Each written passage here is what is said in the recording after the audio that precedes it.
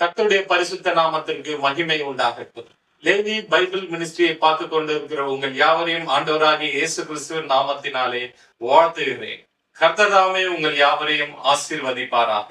இன்றைக்கும் நாம் தியானிக்க போகின்ற தேவ செய்தியின் தலைப்பு, மோசேவை காப்பாற்றிய பார்வோன் குமாரத்தியை கர்த்தர் கைவிட்டாரா என்கின்ற தலைப்பில் நாம் இன்று தியானிக்க போகின்றோம்.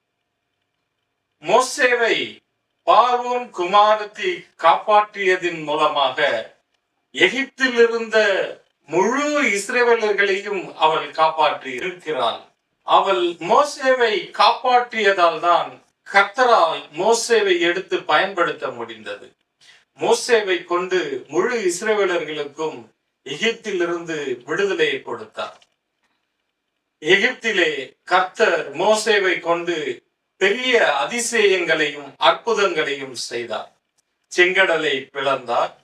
எகிப்தியர்களை 10 வாதைகளால் வாதித்து கர்த்தருடைய வல்லமை என்ன என்பதை புரிந்து கொள்ள செய்தார். கர்த்தர் தம்முடைய 10 கட்டளைகளை இஸ்ரவேலர்களுக்கு கொடுத்தார்.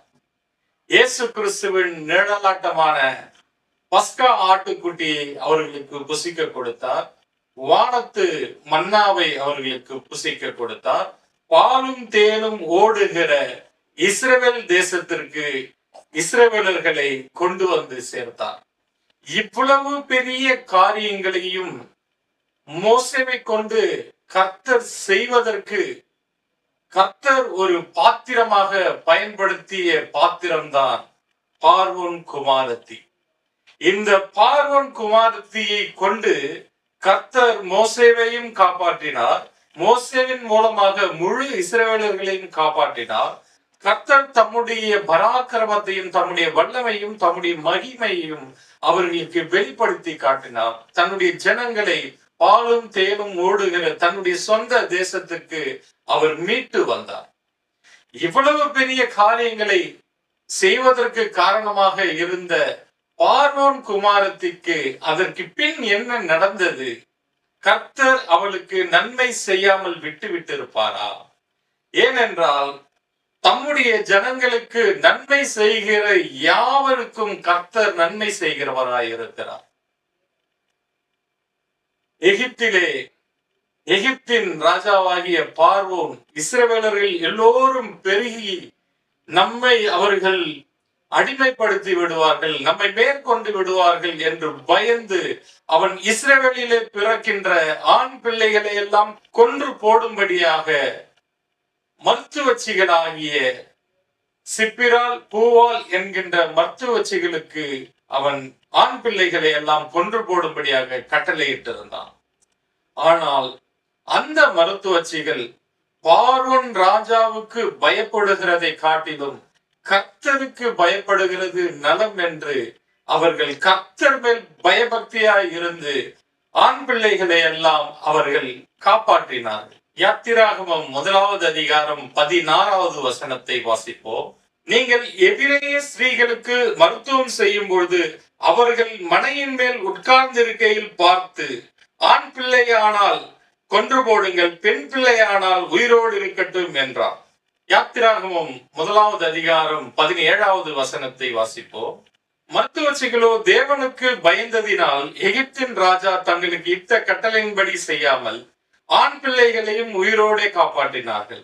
மருத்துவச்சிகள் பார்வோன் ராஜாவுக்கு பயப்படாமல் கர்த்தருக்கு பயந்து இஸ்ரவேலிலே பிறந்த ஆண் பிள்ளைகளை எல்லாம் உயிரோடே காப்பாற்றினார்கள். அப்படி இஸ்ரவேலர்களை எல்லாம் உயிரோடு காப்பாற்றின அந்த மருத்துவச்சிகளுக்கு கர்த்தர் என்ன நன்மை செய்தார்? யாத்திராகமம் 1வது அதிகாரம் 20வது வசனத்தை வாசிப்போம். இது நிமித்தம் தேவன் மருத்துவச்சிகளுக்கு நன்மை செய்தார். ஜனங்கள் பெருகி மிகுதியும் வலுத்து போனார்கள். இஸ்ரவேலிலே பிறந்த ஆண் பிள்ளைகளை எல்லாம் காப்பாற்றிய மருத்துவச்சிகளுக்கு தேவன் நன்மை செய்தார். 21வது வசனத்தை வாசிக்கும் பொழுது அவர்களுடைய குடும்பம் தழைக்கும்படியாக கர்த்தர் அவர்களுக்கு நன்மை செய்திருந்தார். இப்படியாக கர்த்தருடைய ஜனங்களுக்கு உதவி செய்த மருத்துவச்சிகளுக்கும் தேவன் நன்மை செய்திருக்கிறார். அடுத்தது இஸ்ரவேலர்கள் எரிகோவிலே வேவு பார்க்க 2 வேவுக்காரர்களை அனுப்புகிறார்கள். அந்த வேவுக்காரர்களை ராகாப் என்கின்ற வேசி தன்னுடைய வீட்டிலே வைத்து பாதுகாக்கிறார். அந்த எரிகோவின் ராஜாவின் கட்டளைக்கு பயப்படாமல் அவள் கர்த்தருக்கு பயந்து கர்த்தருடைய ஜனங்களாகிய அந்த 2 வேவுக்காரர்களை தன்னுடைய வீட்டிலே மறைத்து வைத்து காப்பாற்றினார். அவனுக்கும் கர்த்தர் நன்மை செய்தார். யோசுவாவின் புஸ்தகம் 6வது அதிகாரம் 25வது வசனம் வாசிப்போம். எரிகோவை வேவு பார்க்க யோசுவா அனுப்பின ஆட்களை ராகாப் என்னும் வேசி மறைத்து வைத்தபடியினால் அவளையும் அவள் தகப்பன் வீட்டாரையும் அவளுக்குள்ள யாவையும் யோசுவா உயிரோடே வைத்தான். அவள் இந்நாள் வரைக்கும் இஸ்ரவேலின் நடுவிலே குடியிருக்கிறார்.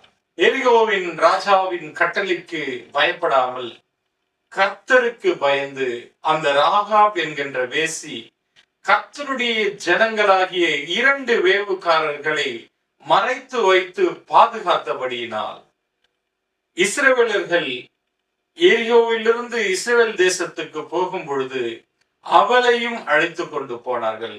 அவளுடைய குடும்பத்தாரையும் அழைத்து கொண்டு போனார்கள்.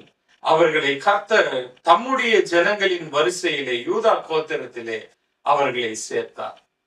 இப்படி இஸ்ரவேல் ஜனங்களை காப்பாற்றிய 2 மருத்துவச்சிகளுக்கும் கர்த்தர் நன்மை செய்திருக்கும் பொழுது 2 வேவுகாரர்களை காப்பாற்றிய ராகாப் என்கின்ற வேசிக்கும் கர்த்தர் நன்மை செய்திருக்கும் பொழுது இஸ்ரவேலர்களுக்கு கர்த்தர் மீட்பராக பயன்படுத்திய மோசேவை காப்பாற்றிய பார்வோன் குமாரத்தியை கைவிட்டிருப்பாரா? அப்படியானால் அந்த பார்வோன் குமாரத்திக்கு என்ன நடந்தது? அவள் எப்படிப்பட்ட ஒரு சூழ்நிலையில் மோசேவை காப்பாற்றினார்?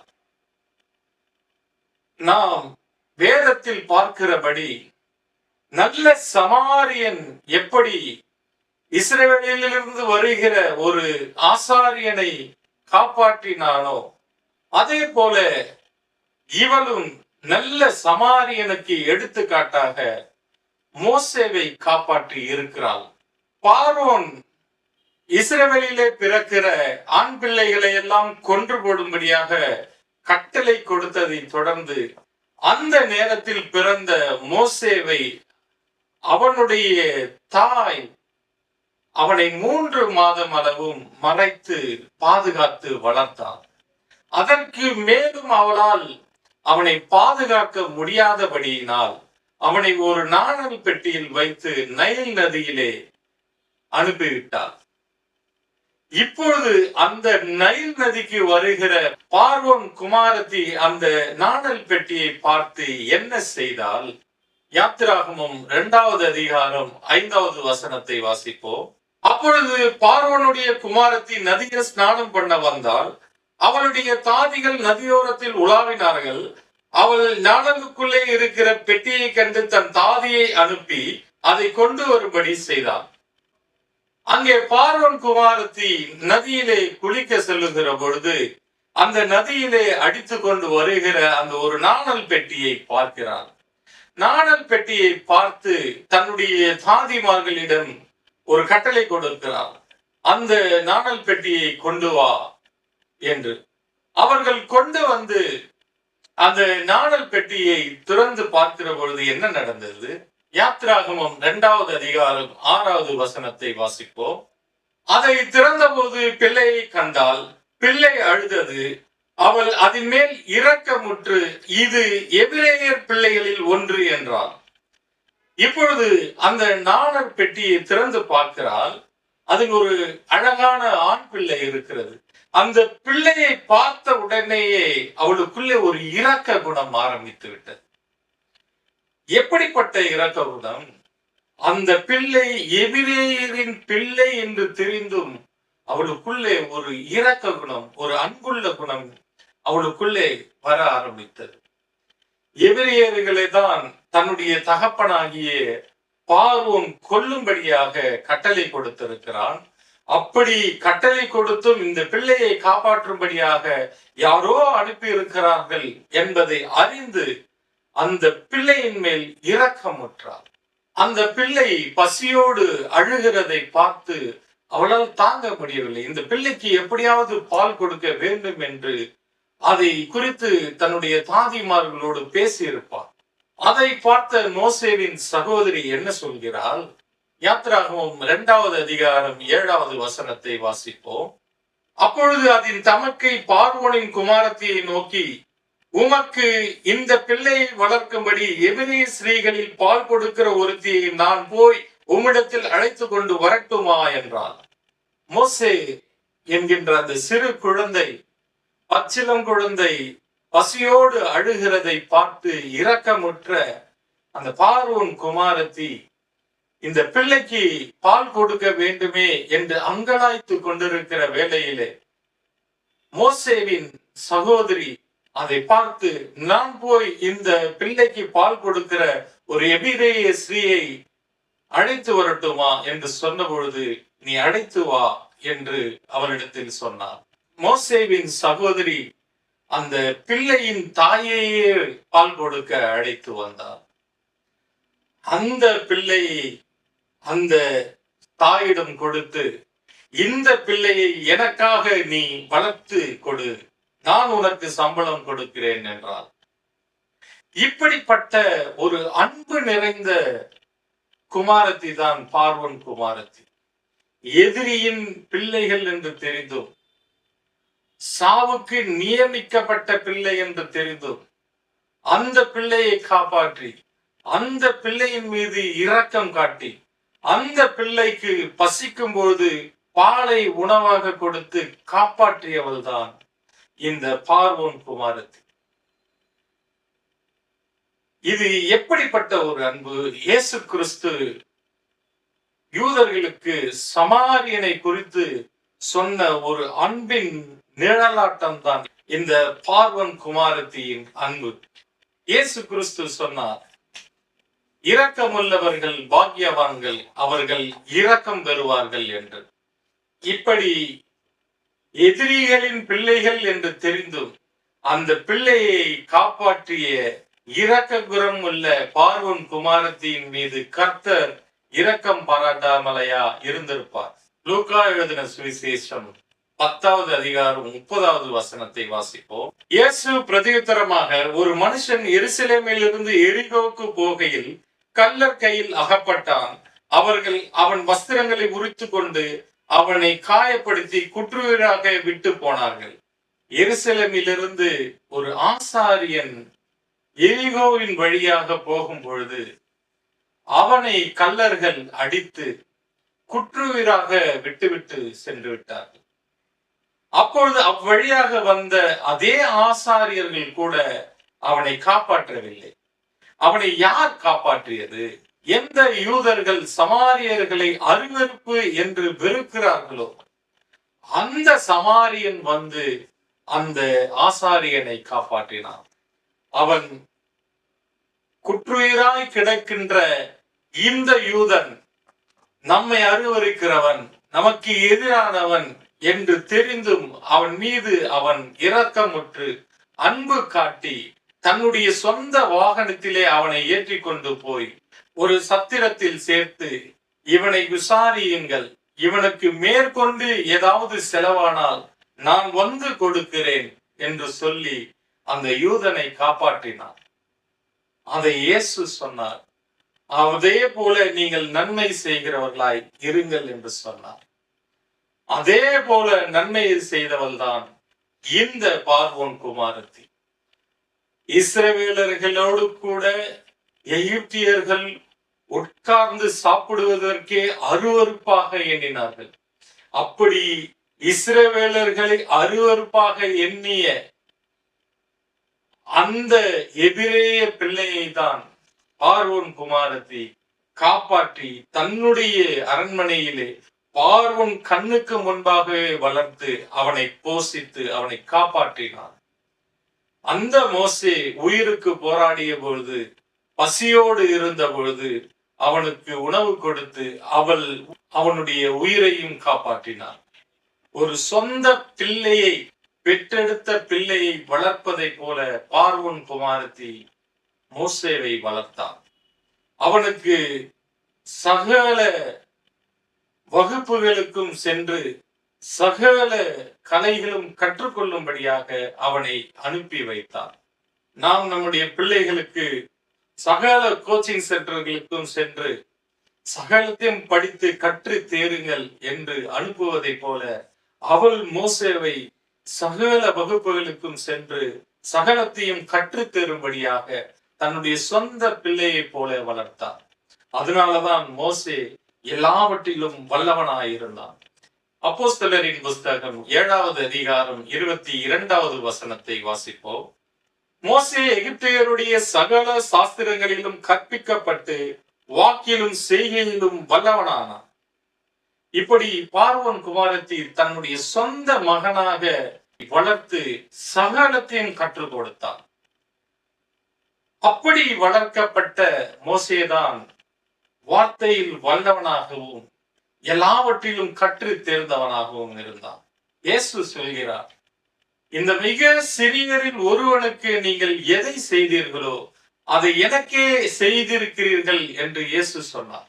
அப்படியானால் இந்த மிக சிறியவனாகிய மோசேவுக்கு செய்ததும் கர்த்தருக்கு செய்த கணக்கில் எழுதப்பட்டிருக்கும். அப்படிப்பட்ட பார்வோன் குமாரத்தியின் நிலை என்ன ஆனது? பார்வோன் குமாரத்தி இரக்கமுள்ளவள் மட்டுமல்ல, அன்புள்ளவள் மட்டுமல்ல, அவள் தைரியம் உள்ளவளும் கூட.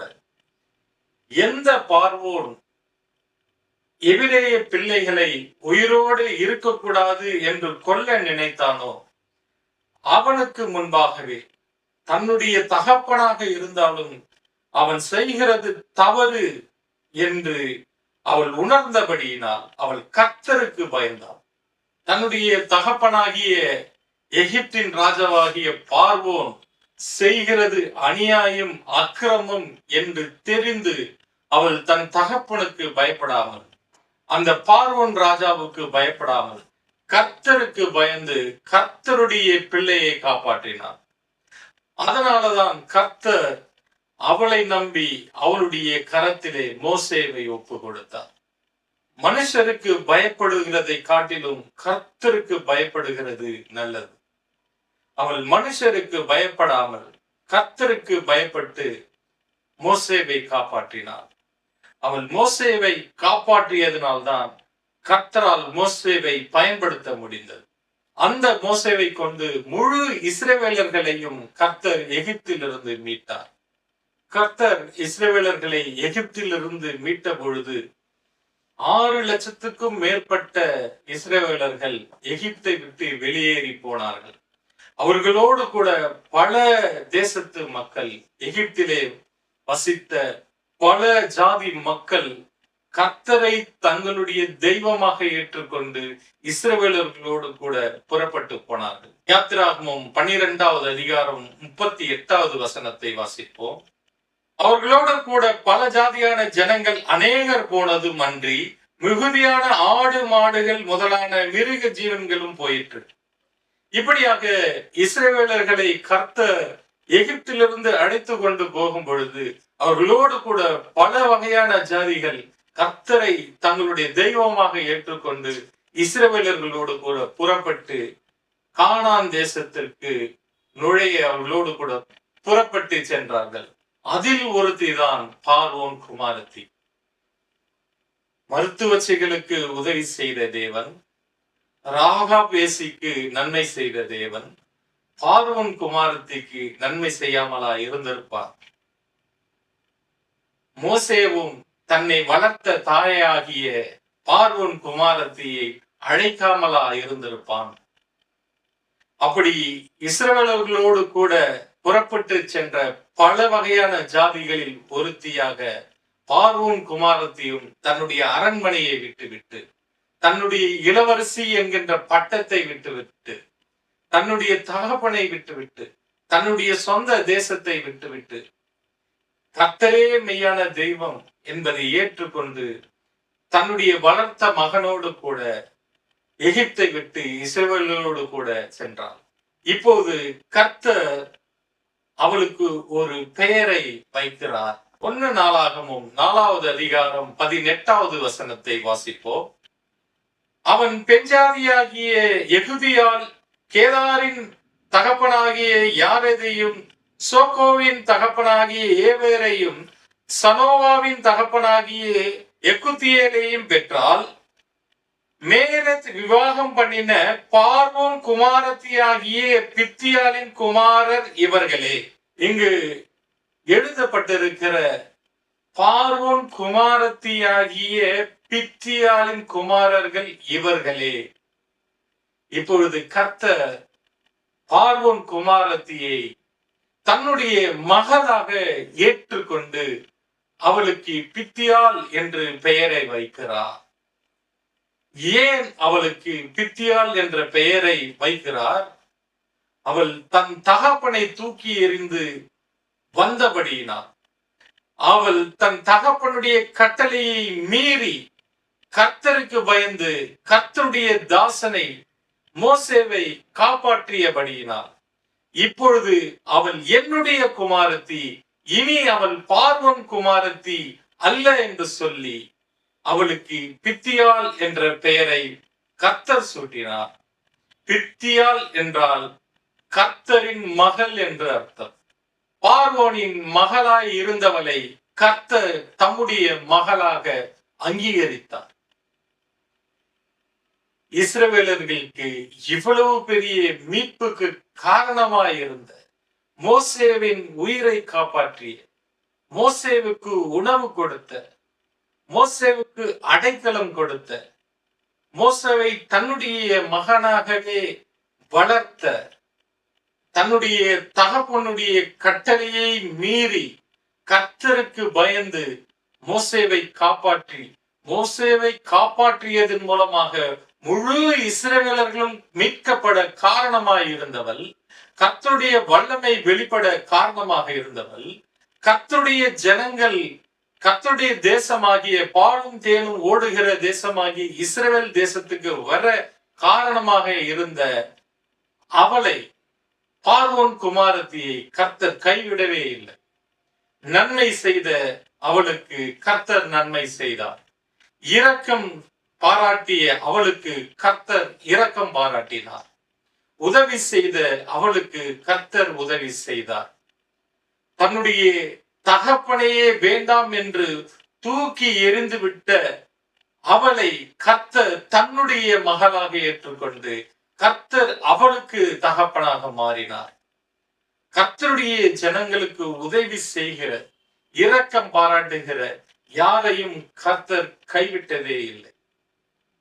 நீங்களும் அநேகருக்கு உதவி செய்கிறவர்களாய் இருங்கள்.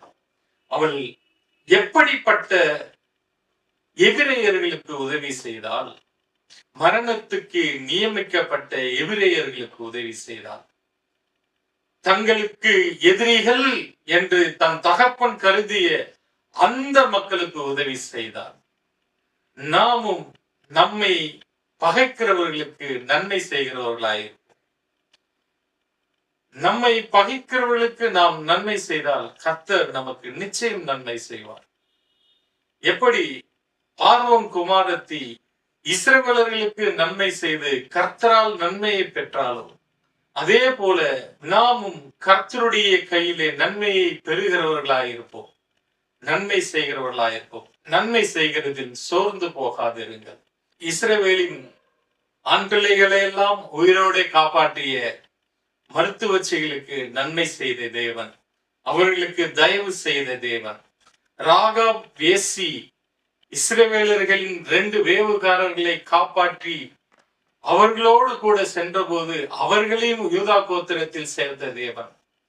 மோசேவை உயிரோடு காத்த பார்வோனின் குமாரத்தையும் இயேசு கிறிஸ்துவின் வம்ச வரலாறிலே வரக்கூடிய யூதா கோத்திரத்தின் பட்டியலில் இவளையும் சேர்த்து இவளை கர்த்தரின் மகள் என்று பெயரிட்டார். நாமும் நன்மை செய்கிறவர்களாய் இருப்போம். திக்கற்றவர்களுக்கு உதவி செய்வோம். பசியாய் இருக்கிறவர்களுக்கு உணவு கொடுப்போம். வஸ்திரம் இல்லாதவர்களுக்கு வஸ்திரம் கொடுப்போம். உயிருக்கு போராடுகிறவர்களை காப்பாற்றுவோம். நம்முடைய பகைஞர்களுக்கும் நாம் நன்மை செய்கிறவர்களாய் இருப்போம். கர்த்தர் நமக்கு இரக்கம் பாராட்டுவார். கர்த்தர் நமக்கு நன்மை செய்வார். அவருடைய கரத்திலிருந்து நன்மை பெற வேண்டும் என்றால் நாம் நன்மை செய்கிறவர்களாய் இருப்போம். கர்த்தர் தாமே உங்கள் யாவரையும் ஆசீர்வதிப்பாராக. God bless. ஆமென்.